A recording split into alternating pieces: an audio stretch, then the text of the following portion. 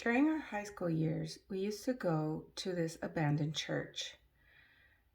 It was a building that had been abandoned a long time ago, and the only thing that was left were like the outside walls, and part of the ceiling was missing. Some of the pews were there, but the altar was intact. It was made of cement, and it was large. We used to go behind the abandoned church and build a bonfire, and all of my high school friends and I used to just hang out there, tell jokes, tell scary stories, try and spook each other. It was just something we did for fun. On one occasion, I decided to go inside to the church. And when I did, I was at the entrance looking at the altar, and I saw someone behind it kind of peeking their head out over the altar slowly. It turned out to be like a little girl, maybe about 12 years old or so. And I could see her hair was wet with some kind of liquid on it. And she kind of slowly stepped out from behind the altar and just stood there. She was wearing a beige little dress and it looked really dingy. She was barefoot. And she just stood there quietly with her hands at her sides, just staring at me.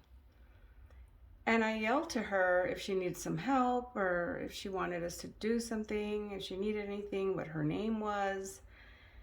But she said nothing. She just stared at me.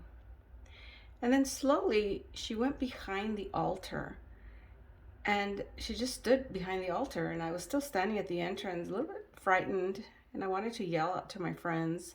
I could hear them laughing behind the church at the bonfire. And then all of a sudden I saw her peek out the right side of the altar. I could see part of her head and one of her eyes. And then at the same exact moment, I saw her peek out of the left side. So fast, in fact, that I thought, well, maybe there's two of them. There has to be like twin girls or sisters. But no, it was just her. And she kept doing that, which was a little spooky. And you would think, well, why didn't you just run out and tell your friends? But I was frozen. I was frightened, and I, for some reason, could not move. And all of a sudden, I felt as if I was standing in front of a fan and my hair just blew back. So I felt strong wind, and I don't know where it was coming from. And at this point, I looked at the altar, and she was not there. So she must have been hiding behind it again. And I looked over to the side, to my right side, because I heard my friends laughing loudly, some joke or whatever story they were telling. And I wished so much that I could run out there to them, but I couldn't move. And in that instant, when I turned back around to look at the altar, she was right in front of me. She was maybe like 3 feet in front of me. And again, just standing there. She was almost my height, still in that little dingy dress. And I could see that her hair now was really wet with something. And then I saw one of her hands go behind her head and start to kind of move her hair around. And then her hand came back around and she had like some chocolate on her hand and she started licking the chocolate right in front of me. And she just kept staring at me. And I was frozen in fear and a little bit disgusted because I didn't know. She looked dingy and she was just like licking her fingers with this chocolate. And I just didn't understand. And all of a sudden, again, the wind blew as if I were standing in front of a fan and my hair blew back. And in that instant, I smelled this like smell of metallic, like strong metallic smell. And I knew it was not chocolate. It wasn't chocolate.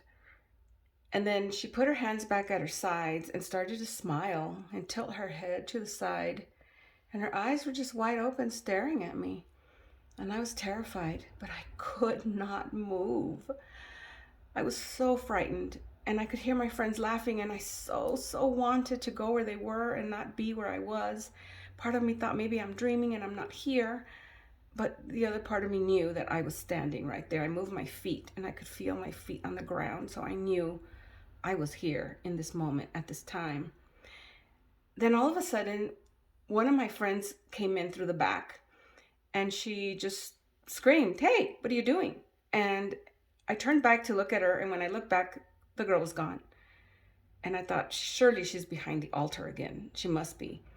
And I tried to tell my friend what had happened, and she just laughed at me and thought, oh, you're just, imagining things. You're so creative.